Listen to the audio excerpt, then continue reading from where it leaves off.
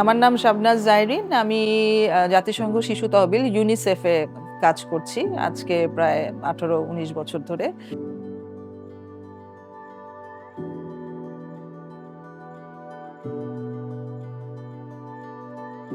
প্রাথমিকভাবে যেটা ছিল এটা 4 বেডরুম, ওরা বলতো যে 4 বেডরুমের একটা বাড়ি ছিল, মানে একটা প্ল্যান ছিল এখানে। তো সেই 4টা বেডরুমের মধ্যে আসলে এখন আমরা ফাংশনালি আমার এখন আসলে 2টা বেডরুম আছে, আর বাকি একটা বেডরুম যেটা চাইল্ড বেডরুম 2 ওইটাকে আমি স্টাডি রুম করেছি।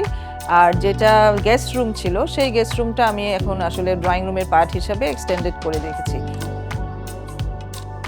এছাড়া এখানে একটা বড় ডাইনিং স্পেস আছে এই বাসায়, যেই ডাইনিং স্পেসে আমরা হাফ আমি ডাইনিং হিসাবে ইউজ করছি আর বাকিটা ফ্যামিলি লিভিং হিসাবে আমি ইউজ করছি।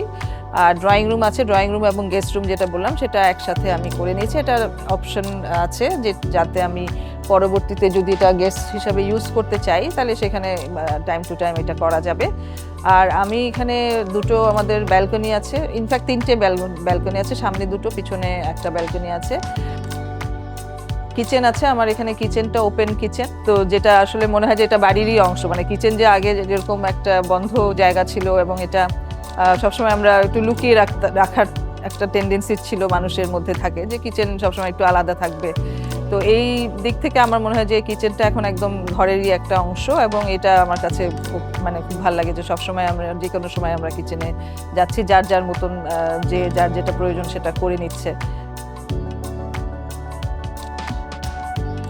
নর্মালি ইন্টেরিয়র ডিজাইন যখন আমরা সিলেক্ট করেছি তখন আমাদের কাছে যেটা গুরুত্বপূর্ণ ছিল যে এই বাসাতে আমরা যারা থাকবো তাদের কমফোর্টটা কিভাবে আমরা অ্যাড্রেস করতে পারি, যে আমাদের রিকোয়ারমেন্টগুলো কি, সেগুলো কি তারা করতে পারবে কিনা। আমার বেশ কিছু ডিজাইন আইডিয়া নিজের ছিল, সেগুলোকে তারা অ্যাকোমোডেট করবে কিনা। আরেকটা যেটা ছিল যে স্পেসটাকে যথাযথভাবে ইউটিলাইজ করা, কারণ এখন আমাদের সব বাসাই বা ফ্ল্যাট বাড়িগুলোতে স্পেস একটা বিশাল ব্যাপার, যে খুব কম্প্যাক্ট থাকে।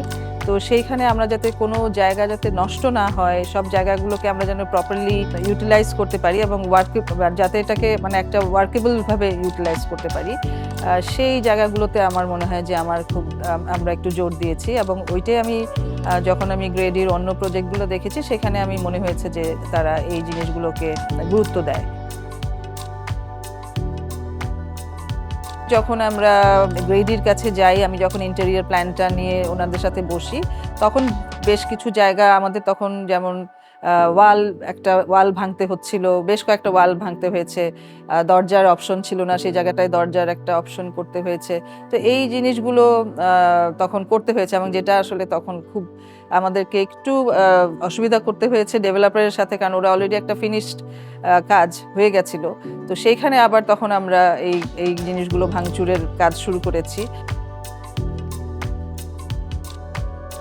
এই প্রজেক্ট তৈরির প্রক্রিয়া আমার যেটা বেশি ভালো লেগেছে হচ্ছে যে আপনাদের স্পেসটাকে ইউটিলাইজ করা, যেটা হলো যেরকম আমি ডাইনিং রুমে আমার এখানে যেহেতু আমার এই জায়গাটাতে একটা লম্বা একটা জায়গা, অপারেশনালি এই জায়গাটাকে কিভাবে ইউটিলাইজ করবো সেটা আমরা আসলে ওভাবে বুঝি না। তো আমার যেরকম প্ল্যান ছিল যে এখানে একটা বড় ডাইনিং রুম থাকবে, এক সাইডে আমরা একটা ছোট লিভিং রুমও থাকবে, যদিও আমাদের এই প্রজেক্টের লিভিং রুমটা আবার আরেক সাইডের হওয়ার কথা ছিল, আবার এই এক সাইডে একটা গেস্ট রুম আছে। তো এই জিনিসগুলোতে আমার মনে হয়েছিল তখন ওনারা যে আইডিয়াগুলো দিয়েছে, বিশেষ করে এই যে দেয়াল ভেঙে একটা লম্বা একটা ড্রয়িং রুমটার স্পেসটা বাড়ানো, এবং একই সাথে আমাদের এটাকে ইচ্ছা করলে আমি গেস্ট রুম হিসেবে ইউজও করতে পারি, সেই অপশনটা তৈরি করা। ডাইনিং রুমের যে স্পেসটা, ওখানে যে জিনিসটা আমার কাছে মনে হয়েছে যে আমরা প্রপারলি ওটা ইউটিলাইজ করতে পেরেছি, যে কারণ ওখানে আমার ক্যাবিনেটের অপশন ছিল না, সেই জায়গাটায় আমার ক্যাবিনেটের একটা অপশন অলরেডি আমাকে তৈরি করেছে। প্লাস ডিজাইনের সময় আমার সাথে বেশ কয়েকবার যখন কথা হয়েছে, যেমন একটা ওয়ার্ক স্পেস রাখা, যে রুমের সাইজ অনুযায়ী এখানে যাতে ইজিলি সবাই আসা যাওয়া করতে পারে, এই জিনিসগুলো আসলে যদি ড্রয়িংয়ের মধ্যে ওভাবে করে না দেখাতো তাহলে হয়তো আমি বুঝতে পারতাম না। তো ওই জন্য আমার কাছে মনে হয়েছে যে এই বিষয়গুলো আমার কাছে অনেক ভালো লেগেছে। আর যেটা হলো যে সবসময় রেগুলার আমরা কমিউনিকেট করেছি, যে কোনো বিষয়ে আমরা আলোচনা করেছি, তো এই বিষয়গুলো আমার কাছে মনে হয়েছে যে কমিউনিকেশনটা ভালো ছিল সবসময়। অবশ্যই আমি গ্রেডিকে প্রেফার করব। আর এর মধ্যে আমাদের এখানেও উপরতলায় কয়েকজন জানতেও চেয়েছিলেন, আমি বলেওছি। একটা হলো যে প্ল্যানিংটা ভালো ছিল, আর আমাদের যে জিনিসগুলো আমরা ইউটিলাইজ করেছি, যে ফার্নিচার বা যেগুলো বানানো হয়েছে, সবই মোটামুটি সবাই অ্যাপ্রিসিয়েটই করেছে এই পর্যন্ত।